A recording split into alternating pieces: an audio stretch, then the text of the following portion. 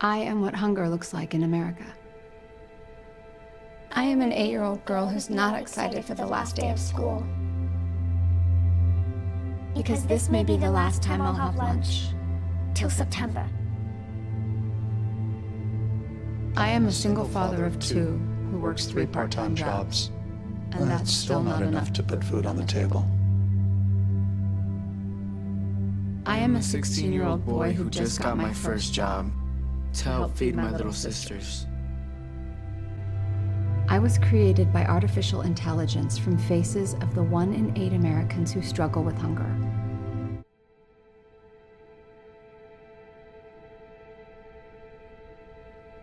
I am what child hunger looks like in America. I am a 9-year-old boy who hopes a friend invites me to a sleepover so I can have dinner. I am a 15-year-old girl who goes for walks during lunch so my friends won't know I don't have anything to eat. I am a 13-year-old boy who gets into fights at school just because I'm hungry. I was created by artificial intelligence from faces of the 1 in 7 American children who struggle with hunger. Kids you pass by every day, but never knew they were hungry.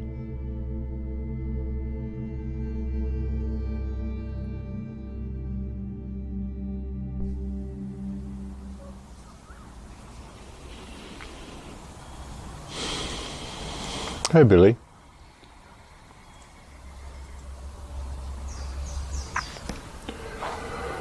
Well, folks, what did you think of that? AI-driven deepfake is here. Pretty convincing sort of characters on that ad for homeless faces in America. Makes you wonder how much of what you see on the news is real, how many of the announcers you see on the news are even real, how much of what you see on television is real at all, folks. So true to form, YouTube have deleted my video from yesterday. They deleted 5 of my last 7 videos. One may wonder whether it's worth even uploading anything to YouTube anymore. But that's where the audience is. I mean, I would move over to BitChute or Library or just go to an alternate platform completely.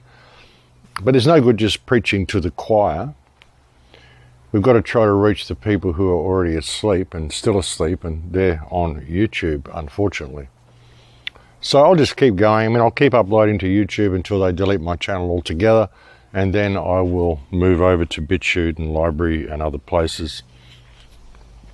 My stuff's already being uploaded there anyway at the moment, so you know, there's no point uploading directly to those platforms when they mirror my stuff from BitChute, from YouTube now. Otherwise, I'll just appear on there twice. But I do highly recommend that people go and subscribe to my BitChute channel. I also managed to get a video uploaded to 3Speak yesterday. So once I can get it to appear on my Hive platform, then I'll have that sorted out as well. So that's another place that I can upload to. But things are getting crazier and crazier, folks. We're hearing now of all of this posturing about possible war and conflict with China, of course. And you can see how they're going to do this, folks. I mean, there's talk that relationships are breaking down between Australia and China, and so the Prime Minister is saying we need to expect a life in a poorer and more disorderly world in future because of strained relations with China. Apparently relationships with the United States and Australia are also a little bit strained at the moment. But I mean, that's just all theatrics, folks, because the United States will never sever ties with Australia. 2 words, Pine Gap, which is one of the most secret and one of the most important bases on Earth. So, you know, whatever the theatre is, the United States is never going to go away and leave this country alone. But they have to create the illusion for what they want to do. We all know that they want to introduce the Chinese system. This has been a plan all along. They really want to introduce the Chinese system right around the world. The Rothschilds, the Rockefellers, all the world bankers. Hey, Billy, you're very friendly today. Did you like those seeds that I gave you? Billy likes to come and say hello, folks. And say hello to everybody, Billy. He's a very friendly little peacock, this fella. But we know that they want to introduce the Chinese model right around the world. The Rothschilds, the Rockefellers, they love the Chinese model. But how do they do it? How can they get that introduced to the world where the world is going to accept it? Well, they can create even some semblance of an invasion here. They could do that. They could get away with having a lot of Indonesians or Chinese or whatever come to Australia because we really can't defend this country. And they can do that while the United States is in a state of complete turmoil. I mean, you've got people in the United States literally burning their own flags and telling, that they want the police disbanded and all the stuff they're doing, which is all supporting this whole globalist agenda right down the line. So, you can see how they can do it, folks. It's the perfect timing for China to do what it wants to do and do it under the pretext of an invasion or the pretext of retaliation for what the Western countries are saying about it and the virus. They're all blaming China for releasing the virus. Should we investigate China? Should they take responsibility for crashing the world economy the way they've done? And it hasn't been China. It's been done via the actions of the politicians. All of it is through the actions of the politicians. But they have to create the excuses for it, folks. They have to create the excuse to let the world go into the state they want it to go into and to make it look like it was just a normal course of events. But like I said on the last report, none of the economic hardship that we're seeing is the result of COVID-19. COVID-19 has done nothing to the world economy. What has happened to the world economy is it has been decimated by politicians, and they've used COVID-19 as the excuse to do that. That's all it is. And it's like China threw a party and invited everybody and then left. China says, oh, look, we've got this terrible virus, and then they build all these hospitals and do all this stuff, and then within a month it's all gone, it's all over. And the whole rest of the Western world has been decimated because of it. So, how much of this do you think was theatrics? And you can't say, well, they released the virus into the West and, it's them that's done it. There is no pandemic. When you understand how viruses work, there is no pandemic. This is all fiction. It's all theatre. But they're setting the world up for whatever it is they're going to do next. I mean, there will be a second wave, whether it's going to be 5G related, whether it's going to be vaccine related, whether it's going to be the people that receive the tests. However they're going to do it, there will be a second wave, and the people mostly will buy into it and believe that it's the second outbreak of COVID because they've set the stage for it. But that's what all this has been about. This whole first wave, so-called first wave, has simply been the preliminary action they've taken for the real pandemic that they wish to unleash, which will be probably mostly as fictional as the first one.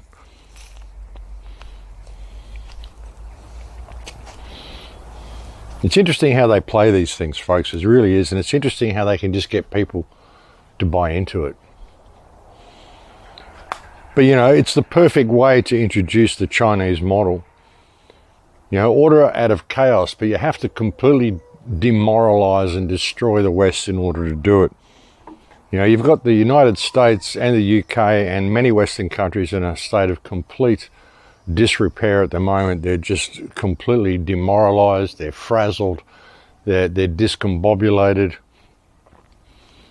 Society has been turned on its heels through this whole pandemic, which was the plan. And they want to have their phoenix rise from the ashes. But really what we want is our phoenix to rise from the ashes, folks. Like I said, this is a huge opportunity for freedom if people could simply see what's going on. So, hopefully they will. Billy, you're just really following me around today, aren't you, mate?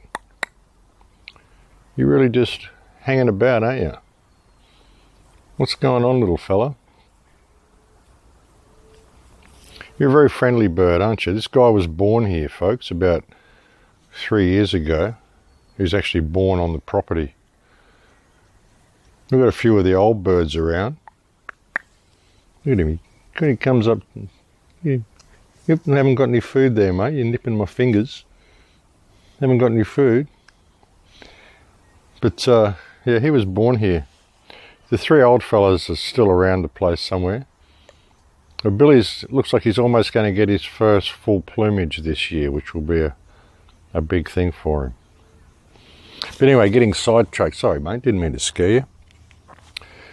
Getting sidetracked with the peacock, folks. But, yeah, they want to introduce this Chinese model, but it's got to be, you know, society has got to be completely brought to its knees for this to happen. Otherwise, the people won't accept it. So they have to make sure that the world is unstable, discombobulated.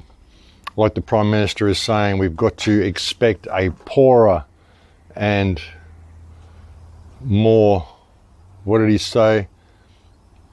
Not dangerous.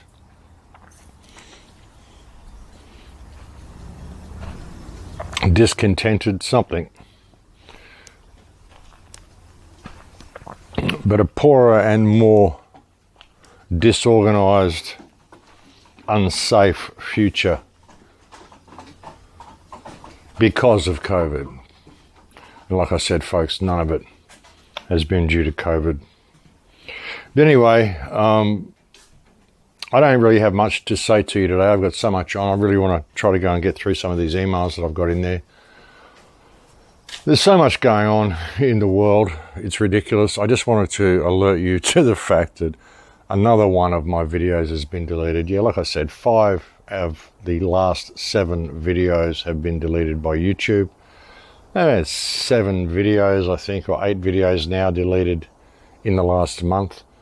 It's difficult when I go to select a new video to feature on the channel because I look at the selections and most of them are missing. But you will find them all on BitChute, and again, I have sent out a newsletter to people to let them know that the video was deleted. If you haven't signed up for the newsletter yet, please do go and sign up to the mailing list on my website. I don't send them out very often. I'm not someone that will be spamming you with newsletters and trying to sell you products and items and things.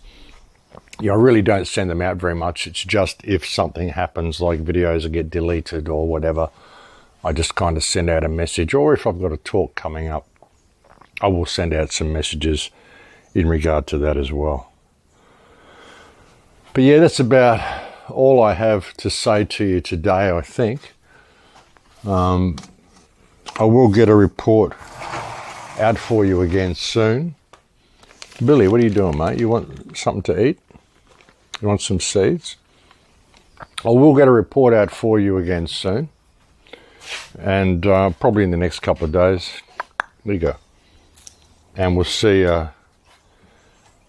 where we go from there. But thank you for tuning in again today, folks. Thank you for listening to this short report. Not really much to say, but thank you for listening to it anyway. I'm sure Billy enjoyed coming and saying hello to you. And I will speak to you again soon. Please take very good care. Until then, in Lakesh.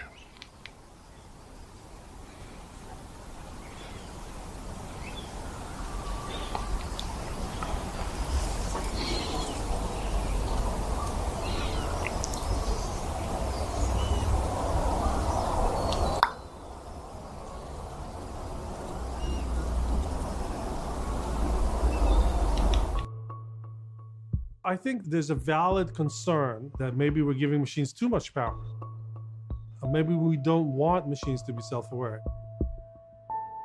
In my opinion, everybody should understand that this technology is around the corner. Your children, your grandchildren are going to be living in a world where there are machines that are on par and possibly exceed human self-awareness. And what does that mean? We'll have to figure that out. Inside his Creative Machines lab, Hod Lipson and his students are taking the first steps towards sentient machines. Scattered on shelves and tucked into cubicles, their robot menagerie is probing the biggest philosophical questions that face robotics and AI today. As these deceivingly simple machines squirm and babble, they're crawling towards a future where robots can autonomously adapt to and understand their surroundings, embarking on a quest to unlock artificial consciousness. We've been making huge advances in robotics for decades, but engineers investigating these philosophical questions has not always been a widely supported pursuit. For many years, this whole area of consciousness, self-awareness, sentience, emotions was taboo. Academia tended to stay away from these grand claims. But I think now we are at a turning point in the history of AI, where we can suddenly do things that were thought impossible just 5 years ago. We humans cannot babysit all these incredibly sophisticated systems that we're creating. We need to gift them with this ability to see themselves.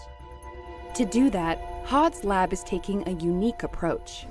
Instead of trying to understand and replicate something as complicated as human consciousness, they're looking into something a little simpler: the ability to imagine yourself, or self-simulate. So the big question is, what is self-awareness, right? We have a very simple definition, that self-awareness is nothing but the ability to self-simulate. The dog might be able to simulate itself into the afternoon. If it can see itself into the future, maybe it can see itself having its next meal. Now, if you can simulate yourself, you can imagine yourself into the future, you're self-aware. With that definition, we can build it into machines. The first idea to use the arm really came about because arms are one of the most common types of robots, and they're also fairly simple. We have the robot start by flailing around. We call this motor babbling. It just moves, it's just like a child in a crib. After moving for one day, it collected enough information about its body to understand the dynamics of its motion, how when it moves, what's going to happen to its position and the ability to move in the future. The team fed all of that data into a deep learning model, allowing the robot to predict its next position based on its previous one. Essentially, it's using the model it created to imagine its own motion. From there, we were able to use this model to plan how to effectively accomplish tasks. In this case, the robot is sort of going through a variety of different actions that it could attempt to make, testing them on the self model, and then executing the one which will bring it closest to its goal state. So in this case, the goal state is right where it is right now on the ball, and then it will move as its next goal state to the cup, where it will then drop it. It's a little bit tricky because you look at this robotic arm and you'll see it doing its task and you'll think, oh, I could probably program this arm to do this task by myself. It's not a big deal. But you have to remember, not only did the robot learn how to do this by itself, but it's particularly important, it learned inside a simulation that it created. To demonstrate the transferability, we made the arm write us a message. We told it to write hi, and it wrote hi with no additional training, no additional information needed. We just used our self model and wrote up a new objective for it, and it successfully executed. So we call that zero-shot learning. We humans are terrific at doing that thing. I can show you a tree you've never climbed before. You look at it, you think a little bit, and bam, you climb the tree. And the same thing happens with a robot. The next steps for us are really working towards bigger and more complicated robots. Walking robots are much more of a dynamic and complex system, and as such, we're actually going to start developing on that robot over there. So it will do the motor babbling, and we hope that we can learn a variety of tasks on that, the same way that we did on the arm robot.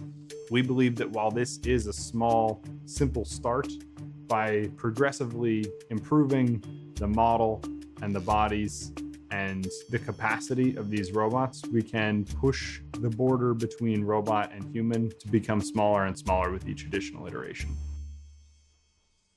every automated system would benefit from being self-aware. Everything from driverless cars to airplanes to smart cities to traffic lights. Imagine that your factory is operating, it's creating, I don't know what, solar panels, and it understands if things are working well. It can foresee a problem on the horizon, and it's going to take measures to compensate or recover from that. All that is incredibly useful no matter what you're doing. But regardless of the benefits, the idea of self-aware machines will inevitably raise concerns. Experts from the likes of Stephen Hawking to Elon Musk have warned about the dangers of advancing AI, cautioning against a future where it progresses to a point beyond human control. To me, it's very similar to the discovery of fire. You can do a lot of bad things with fire, but there's no doubt that fire is an incredible technology, changed our civilizations forever. So we can try to quench it and say, okay, we're not touching this. But I think a much smarter thing to do is to say, how can we try to use this technology for good and sort of understand its pitfalls? Discovering the ability to build self-aware machine will change our ability in big ways. Is it going to take 10 years or 50 years? I don't know, but it's going to happen in our lifetimes. And we have to make sure we understand how to use it properly, because the benefits far outweigh the risks if we can handle it. I was created by artificial intelligence from faces of the 1 in 8 Americans who struggle with hunger. I was created by artificial intelligence from faces of the 1 in 7 American children who struggle with hunger.